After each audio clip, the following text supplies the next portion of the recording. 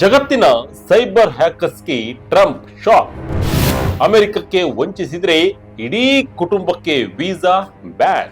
S ವೀಕ್ಷಕರೇ, ಅಂತಾರಾಷ್ಟ್ರೀಯ ಮಟ್ಟದಲ್ಲಿ ಕುಳಿತುಕೊಂಡು ಸುಲಭವಾಗಿ ಹಣ ಗಳಿಸಲು ಅಮೆರಿಕದ ಅಮಾಯಕ ಪ್ರಜೆಗಳನ್ನ ಸೈಬರ್ ಹ್ಯಾಕಿಂಗ್ ಮೂಲಕ ದೋಚುವ ಜಾಗತಿಕ ಹ್ಯಾಕರ್ಸ್ ಮತ್ತು ವಂಚಕರ ಜಾಲವನ್ನ ಹೆಡೆಮುರಿ ಕಟ್ಟಲು ಡೊನಾಲ್ಡ್ ಟ್ರಂಪ್ ನೇತೃತ್ವದ ಅಮೆರಿಕ ಸರ್ಕಾರ ಈಗ ಅತ್ಯಂತ ಭೀಕರವಾದ ಹೊಸ ವೀಸಾ ಕಾಯ್ದೆಯೊಂದನ್ನ ಜಾರಿಗೆ ತಂದಿದೆ. ಹೌದು ವೀಕ್ಷಕರೇ, ಅಮೆರಿಕದ ವಿದೇಶಾಂಗ ಕಾರ್ಯದರ್ಶಿ ಮಾರ್ಕೊ ರೂಬಿಯೋ ಯುಎಸ್ ಸಲಹೆ ಮತ್ತು ರಾಷ್ಟ್ರೀಯತೆ ಕಾಯ್ದೆಯ ಅಡಿಯಲ್ಲಿ ಹೊಸ ಕಠಿಣ ವೀಸಾ ನಿಷೇಧದ ನೀತಿಯನ್ನ ಜಾರಿಗೆ ತಂದಿದ್ದಾರೆ. ಈ ಹೊಸ ನೀತಿಯ ಪ್ರಕಾರ ಅಮೆರಿಕನನ್ನ ಆನ್ಲೈನ್ ಮೂಲಕ ಬ್ಲಾಕ್ ಮೇಲ್ ಮಾಡುವ, ವಂಚಿಸುವ ಸೈಬರ್ ಕಳ್ಳರಿಗೆ ಮಾತ್ರವಲ್ಲದೆ ಅವರ ತಂದೆ ತಾಯಿ, ಪತ್ನಿ ಮತ್ತು ಮಕ್ಕಳಿಗೂ ಸಹ ಅಮೆರಿಕದ ವೀಸಾವನ್ನ ಸಂಪೂರ್ಣವಾಗಿ ನಿಷೇಧಿಸಲಾಗುತ್ತದೆ. ಕಳ್ಳರ ಇಡೀ ಕುಟುಂಬಕ್ಕೆ ಇನ್ಮುಂದೆ ಅಮೆರಿಕದ ಬಾಗಿಲು ಶಾಶ್ವತವಾಗಿ ಬಂದಾಗಲಿದೆ. ಹಾಗಾದ್ರೆ ಏನಿದು ಯುಎಸ್ ಹೊಸ ವೀಸಾ ನಿಯಮ? ಅಮೆರಿಕದ ಸ್ಟೇಟ್ ಸೆಕ್ರೆಟರಿ ಮಾರ್ಕ್ ರೂಬಿಯೋ ನೀಡಿದ ಎಚ್ಚರಿಕೆ ಏನು? ಚೀನಾದ ಬಿಗ್ ಬುಚರಿಂಗ್ ಹಗರಣಗಳು ಹೇಗೆ ನಡೆಯುತ್ತವೆ? ಡೀಟೇಲ್ ಆಗಿ ನೋಡೋಣ ಬನ್ನಿ. ಹೊಸ ನಿಯಮದಲ್ಲಿ ಏನೇನಿದೆ ವೀಕ್ಷಕರೇ? ಈ ಕ್ರಾಂತಿಕಾರಿ ನಿರ್ಧಾರಗಳನ್ನು ಅಮೆರಿಕದ ವಿದೇಶಾಂಗ ಕಾರ್ಯದರ್ಶಿ ಮಾರ್ಕ್ ರೂಬಿಯೋ ಅವರು ಇತ್ತೀಚೆಗೆ ಅಧಿಕೃತವಾಗಿ ಪ್ರಕಟಿಸಿದ್ದಾರೆ. ಈ ಹೊಸ ನೀತಿಯನ್ನ ಅಮೆರಿಕದ ಇಮಿಗ್ರೇಷನ್ ಅಂಡ್ ನ್ಯಾಷನಾಲಿಟಿ ಆಕ್ಟ್ ನ ಸೆಕ್ಷನ್ 212A 3C ಅಡಿಯಲ್ಲಿ ತರಲಾಗಿದೆ. ಹಾಗಿದ್ರೆ ಏನಿದು ಸೆಕ್ಷನ್ 212A 3C ಅನ್ನೋದನ್ನ ನೋಡ್ತಾ ಹೋದಾದ್ರೆ, ಅಮೆರಿಕದ ಕಾನೂನಿನಲ್ಲಿರುವ ಈ ಪ್ರಮುಖ ವಿಭಾಗವು ದೇಶದ ಆಡಳಿತಕ್ಕೆ ಅತ್ಯಂತ ಶಕ್ತಿಶಾಲಿ ಅಧಿಕಾರವನ್ನ ನೀಡುತ್ತದೆ. ಯಾವುದೇ ಒಬ್ಬ ವಿದೇಶಿ ಪ್ರಜೆಯು ಅಮೆರಿಕವನ್ನ ಪ್ರವೇಶಿಸುವುದರಿಂದ ಅಮೆರಿಕದ ವಿದೇಶಾಂಗ ನೀತಿಗೆ ಅಥವಾ ದೇಶದ ಭದ್ರತೆ ಮತ್ತು ಆರ್ಥಿಕತೆಗೆ ಧಕ್ಕೆಯಾಗುತ್ತದೆ ಎಂದು ಕಂಡು ಬಂದರೆ ಆ ವ್ಯಕ್ತಿಯ ವೀಸಾವನ್ನ ತಕ್ಷಣವೇ ನಿರಾಕರಿಸುವ ಅಥವಾ ರದ್ದುಗೊಳಿಸುವ ಸಂಪೂರ್ಣ ಹಕ್ಕು ಅಮೆರಿಕದ ಸರ್ಕಾರಕ್ಕಿರುತ್ತದೆ. ಮಾರ್ಕ್ ರೂಬಿಯೋ ಅವರು ಈ ನೀತಿಯನ್ನ ಘೋಷಿಸುತ್ತಾ ಅತ್ಯಂತ ಕಠಿಣ ಮಾತುಗಳಲ್ಲಿ ಸಂದೇಶ ರವಾನಿಸಿದ್ದಾರೆ. ಸೈಬರ್ ಆಧಾರಿತ ವಂಚನೆ ಮತ್ತು ಸುಲಿಗೆಕೋರರ ಜಾಲವು ಅಮೆರಿಕದ ಕುಟುಂಬಗಳ ನೆಮ್ಮದಿಯನ್ನ ಹಾಳು ಮಾಡುತ್ತಿವೆ ಹಾಗೂ ಜನರ ಜೀವಮಾನದ ಉಳಿತಾಯವನ್ನ ಬರಿದು ಮಾಡುತ್ತಿವೆ. ಇದನ್ನ ತಡೆಯಲು ನಾವು ಪ್ರತಿಯೊಂದು ಅಸ್ತ್ರವನ್ನ ಬಳಸಲಿದ್ದೇವೆ. ವೀಸಾ ಬಂದ್ ಮಾಡುವುದು ಈ ಜಾಗತಿಕ ಸಮರದ ಪ್ರಮುಖ ಭಾಗವಾಗಿದೆ ಎಂದಿದ್ದಾರೆ. ಹಾಗಾದ್ರೆ ಇದು ಯಾರ್ಯಾರಿಗೆ ಅನ್ವಯವಾಗುತ್ತೆ ಅನ್ನೋದನ್ನ ನೋಡಿದ್ರೆ, cyber scam, online investment fraud, sextortion ಮತ್ತು ಇತರ ಡಿಜಿಟಲ್ ಅಪರಾಧಗಳಲ್ಲಿ ನೇರವಾಗಿ ಭಾಗಿಯಾದ ಅಥವಾ ಪ್ರತ್ಯಕ್ಷವಾಗಿ ಪರೋಕ್ಷವಾಗಿ ಸಹಕರಿಸುವ ಎಲ್ಲಾ ವಿದೇಶಿ ನಾಯಕರಿಗೆ ಅನ್ವಯವಾಗುತ್ತೆ. ಕುಟುಂಬದ ಮೇಲೆಯೂ ಪೆಟ್ಟು. ಈ ಕ್ರಿಮಿನಲ್ ಚಟುವಟಿಕೆಗಳಲ್ಲಿ ತೊಡಗಿಸಿಕೊಂಡಿರುವವರ ವ್ಯಕ್ತಿಗಳ ತಕ್ಷಣದ ಕುಟುಂಬದ ಸದಸ್ಯರಿಗೂ ಅಮೆರಿಕನ್ ವೀಸಾ ಬ್ಯಾನ್ ಆಗಲಿದೆ. ಅಂದರೆ ಅಕ್ರಮ ಹಣದಿಂದ ಕುಟುಂಬದವರು ಅಮೆರಿಕದಲ್ಲಿ ಜಾಲಾಡುವಂತಿಲ್ಲ. Global coverage. ಈ ನೀತಿಯು ಯಾವುದೇ ನಿರ್ದಿಷ್ಟ ದೇಶ ಅಥವಾ ವ್ಯಕ್ತಿಯನ್ನ ಮಾತ್ರ ಗುರಿಯಾಗಿಸಿಕೊಂಡಿಲ್ಲ. ಜಗತ್ತಿನ ಯಾವುದೇ ಮೂಲೆಯಲ್ಲಿ ಕುಳಿತು ಅಮೆರಿಕನ್ನರಿಗೆ ಮೋಸ ಮಾಡಿದರೂ ಈ ಕಾಯ್ದೆ ಅನ್ವಯಿಸುತ್ತದೆ. ಡೊನಾಲ್ಡ್ ಟ್ರಂಪ್ ಕೊಟ್ಟ ಆರ್ಡರ್ ಏನು? ಈ ಹೊಸ ವೀಸಾ ಕಾಯ್ದೆಯು ಹಠಾತ್ತಾಗಿ ಬಂದ ಒಂದೇ ಒಂದು ನಿರ್ಧಾರವಲ್ಲ.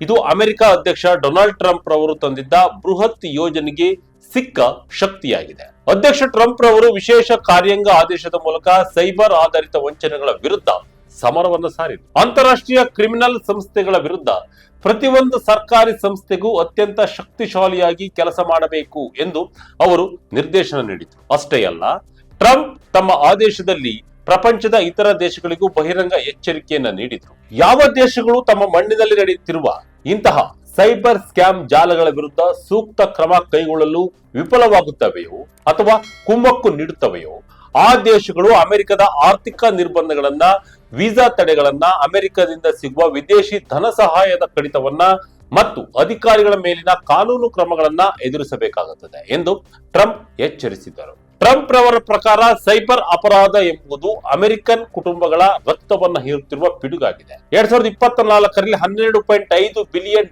ನಷ್ಟವಾಗಿದ್ದರೆ 2025ರ FBI ದತ್ತಾಂಶದ ಪ್ರಕಾರ ಕೇವಲ ಕ್ರಿಪ್ಟೋ ಕರೆನ್ಸಿ ಇನ್ವೆಸ್ಟ್ಮೆಂಟ್ ಫ್ರಾಡ್ ಒಂದರಿಂದಲೇ ಅಮೆರಿಕನ್ನರು $7.2 ಬಿಲಿಯನ್ ಹಣವನ್ನ ಕಳೆದುಕೊಂಡಿದ್ದಾರೆ. ಚೀನಾ ಗ್ಯಾಂಗ್ ಹಗರಣದ ಅಸಲಿ ಸತ್ಯವೇನು?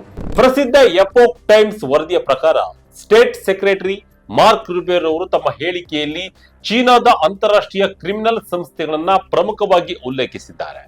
ಈ ಚೀನಿ ನೆಟ್ವರ್ಕ್ಗಳು ನಡೆಸುವ ಅತ್ಯಂತ ಭೀಕರ ವಂಚನೆ ಎಂದು ಬಿಗ್ ಬುಚರಿಂಗ್ ಸ್ಕ್ಯಾಮ್ ಅಂದ್ರೆ ಇಂಗ್ಲಿಷ್ನಲ್ಲಿ ಪಿಗ್ ಬುಚರಿಂಗ್ ಅಂದ್ರೆ ಹಂದಿಯನ್ನ ಕೊಬ್ಬಿಸಿ ನಂತರ ಕೊಯ್ಯುವುದು ಎಂದರ್ಥ.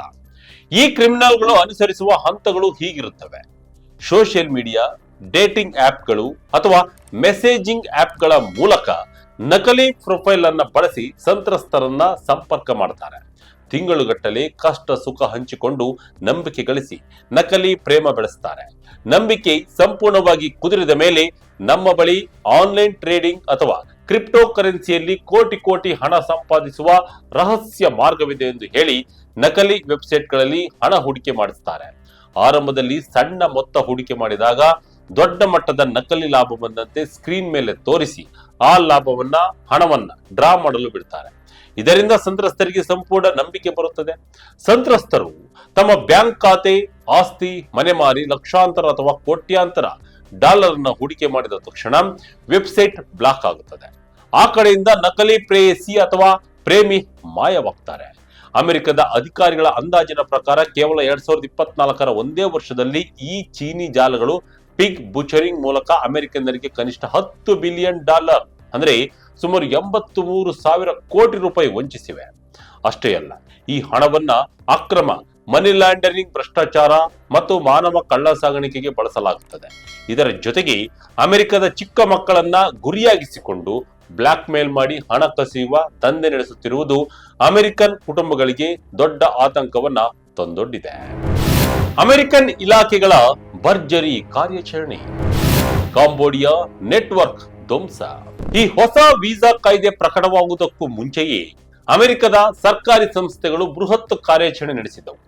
ಅದಕ್ಕೊಂದು ಜ್ವಲಂತ ಉದಾಹರಣೆ ಕಾಂಬೋಡಿಯಾದಲ್ಲಿ ನಡೆದ ದಾಳಿ. ಕಳೆದ ಜೂನ್ ತಿಂಗಳಲ್ಲಿ ಅಮೆರಿಕದ ಟ್ರೆಜರಿ ಡಿಪಾರ್ಟ್ಮೆಂಟ್ ಕಾಂಬೋಡಿಯಾದ ಪ್ರಸಿದ್ಧ ಫ್ರಿನ್ಸ್ ಗ್ರೂಪ್ ಜಾಲಕ್ಕೆ ಸೇರಿದ 35 ವ್ಯಕ್ತಿಗಳು ಮತ್ತು ಸಂಸ್ಥೆಗಳ ಮೇಲೆ ನೇರ ನಿರ್ಬಂಧವನ್ನ ಹೇರಿತ್ತು. ಅಲ್ಲಿ ನಡೆಯುತ್ತಿದ್ದ ದಂಧೆ ಏನು ಗೊತ್ತಾ? ಈ ಗ್ರೂಪ್ ಕಾಂಬೋಡಿಯಾದಲ್ಲಿ ಬೃಹತ್ ಸ್ಕ್ಯಾಮ್ ಕಾಂಪೌಂಡ್ಸ್ ಅಂದರೆ ಅಕ್ರಮ ಡಿಜಿಟಲ್ ಜೈಲುಗಳಂತಹ ಕಾಲ್ ಸೆಂಟರ್ಗಳನ್ನ ನಡೆಸ್ತಾ ಇದ್ರು. ಅಲ್ಲಿಗೆ ಜಗತ್ತಿನ ನಾನಾ ಭಾಗಗಳಿಂದ ಜನರನ್ನ ಮಾನವ ಕಳ್ಳ ಸಾಗಣೆ ಮೂಲಕ ಅಪಹರಿಸಿ ತಂದು ಬಂಧಿಸಿಟ್ಟು ಬಲವಂತವಾಗಿ ಕ್ರಿಪ್ಟೋ ಕರೆನ್ಸಿ ಫ್ರಾಡ್ ಮಾಡಿಸಲಾಗ್ತಿತ್ತು. ಅಮೆರಿಕದ ನ್ಯಾಯಾಂಗ ಇಲಾಖೆಯು ಫ್ರಿನ್ಸ್ ಗ್ರೂಪ್ನ ಚೇರ್ಮನ್ ವಿರುದ್ಧ ಅಪರಾಧ ಪ್ರಕರಣಗಳನ್ನ ದಾಖಲಿಸಿದೆ. ಅಷ್ಟೇ ಅಲ್ಲ, ಈ ಸೈಬರ್ ದಂಧೆಗೆ ಲಿಂಕ್ ಆಗಿದ್ದ ಬಿಲಿಯನ್ ಗಟ್ಟಲೆ ಡಾಲರ್ ಮೌಲ್ಯದ ಬಿಟ್ ಕಾಯಿನ್ ಗಳನ್ನ ಜಪ್ತಿ ಮಾಡಲು ಪ್ರಕ್ರಿಯೆಯನ್ನ ಆರಂಭಿಸಿವೆ. ಅಮೆರಿಕದ 6 ಪ್ರಾಂಗೆಡ್ ಜಾಗತಿಕ ಮಾಸ್ಟರ್ ಪ್ಲಾನ್. ಅಮೆರಿಕ ಸರ್ಕಾರವು ಈ ಸೈಬರ್ ಕ್ರೈಮ್ ಜಾಲಗಳನ್ನ ಸಂಪೂರ್ಣವಾಗಿ ಮಟ್ಟ ಹಾಕಲು ಕೇವಲ ವೀಸಾ ಬಂದ್ಗೆ ಸೀಮಿತವಾಗಿಲ್ಲ. ವಿದೇಶಾಂಗ ಕಾರ್ಯದರ್ಶಿ ಮಾರ್ಕ್ ರೂಬಿಯೋ ಸ್ಪಷ್ಟಪಡಿಸಿರುವಂತೆ ಅಮೆರಿಕ ತನ್ನ ಬಳಿ ಇರುವ ಪ್ರತಿಯೊಂದು ಅಸ್ತ್ರವನ್ನ ಬಳಸ್ತಾ ಇದೆ. ಕಠಿಣ ವೀಸಾ ನಿರ್ಬಂಧಗಳು, ಅಪರಾಧಿಗಳು ಮತ್ತು ಅವರ ಕುಟುಂಬಕ್ಕೆ ಅಮೆರಿಕನ್ ಮಣ್ಣಿನ ಪ್ರವೇಶ ಸಂಪೂರ್ಣ ಬಂದ್, ಕ್ರಿಮಿನಲ್ ಸಂಸ್ಥೆಗಳ ಬ್ಯಾಂಕ್ ಖಾತೆಗಳು, ಉದ್ಯಮಗಳು ಮತ್ತು ಹಣಕಾಸು ವ್ಯವಹಾರಗಳನ್ನ ಬ್ಯಾನ್ ಮಾಡುವುದು, ಜಾಗತಿಕ ಮಟ್ಟದಲ್ಲಿ ಕ್ರಿಮಿನಲ್ ಕೇಸ್ಗಳನ್ನ ದಾಖಲಿಸಿ ತನಿಖೆಯನ್ನ ನಡೆಸುವುದು, ವಂಚನೆಯಿಂದ ಸಂಪಾದಿಸಿದ ಅಕ್ರಮ ಆಸ್ತಿ, ನಗದು ಮತ್ತು ಬಿಟ್ಕಾಯಿನ್ ಗಳಂತಹ ಡಿಜಿಟಲ್ ಕರೆನ್ಸಿಗಳ ಮುಟ್ಟುಗೋಲು, ವಿದೇಶಗಳಲ್ಲಿ ಅಡಗಿರುವ ಸೈಬರ್ ಕ್ರಿಮಿನಲ್ಗಳನ್ನ ಅಮೆರಿಕದ ನ್ಯಾಯಾಲಯಕ್ಕೆ ಎಳೆತಂದು ಶಿಕ್ಷಿಸುವುದು, ಇಂಟರ್ಪೋಲ್ ಮತ್ತು ಇತರ ದೇಶಗಳ ಪೊಲೀಸ್ ಪಡೆಗಳ ಜೊತೆಗೂಡಿ ಜಂಟಿ ದಾಳಿಯನ್ನ ನಡೆಸುವುದು. ಒಟ್ಟಾರೆಯಾಗಿ ಅಮೆರಿಕ ಸರ್ಕಾರವು ಜಾರಿಗೆ ತಂದಿರುವ ಈ ಹೊಸ ವೀಸಾ ನೀತಿಯು ಜಾಗತಿಕ ಸೈಬರ್ ಅಪರಾಧಗಳಿಗೆ ಮತ್ತು ಆನ್ಲೈನ್ ವಂಚಕ ಜಾಲಗಳಿಗೆ ಪ್ರಬಲ ಎಚ್ಚರಿಕೆಯಾಗಿದೆ. ಕೇವಲ ಮುಖ್ಯ ಅಪರಾಧಿಯನ್ನಷ್ಟೇ ಗುರಿಯಾಗಿಸದೆ ಅವರ ಇಡೀ ಕುಟುಂಬವನ್ನೇ ವೀಸಾ ನಿಷೇಧದ ವ್ಯಾಪ್ತಿಗೆ ತರುವುದು ಸೈಬರ್ ಅಪರಾಧಗಳ ಆರ್ಥಿಕ ಮೂಲಗಳಿಂದ ಪೆಟ್ಟು ನೀಡಲು ಕೈಗೊಂಡಿರುವ ದೃಢವಾದ ಕ್ರಮವಾಗಿದೆ. ಹಣಕಾಸು ನಿರ್ಬಂಧಗಳು, ಅಕ್ರಮ ಆಸ್ತಿ ಮುಟ್ಟುಗೋಲು ಮತ್ತು ಅಂತಾರಾಷ್ಟ್ರೀಯ ತನಿಖಾ ಸಂಸ್ಥೆಗಳ ಜಂಟಿ ಸಹಯೋಗದೊಂದಿಗೆ ಹ್ಯಾಕರ್ಸ್ಗಳ ನೆಟ್ವರ್ಕ್ ಧ್ವಂಸಗೊಳಿಸುವ ಈ ಬಹುಮುಖಿ ಮಾಸ್ಟರ್ ಪ್ಲಾನ್ ಜಾಗತಿಕ ಡಿಜಿಟಲ್ ಕ್ರಾಂತಿಯಲ್ಲಿ, ಡಿಜಿಟಲ್ ಸುರಕ್ಷತೆಯಲ್ಲಿ ಹೊಸ ಬದಲಾವಣೆಗೆ ಕಾರಣವಾಗಬಹುದು. ಇದಾಗಿತ್ತು ಈ ಕ್ಷಣದ ಇಂಟ್ರೆಸ್ಟಿಂಗ್ ಸ್ಟೋರಿ. ಇದೇ ರೀತಿಯ ಸ್ಟೋರಿಗಳಿಗಾಗಿ ವಿಜಯ್ ಕನಕ International YouTube channel, Facebook channel follow ಮಾಡ್ತಾ ಇರಿ. ಧನ್ಯವಾದಗಳು.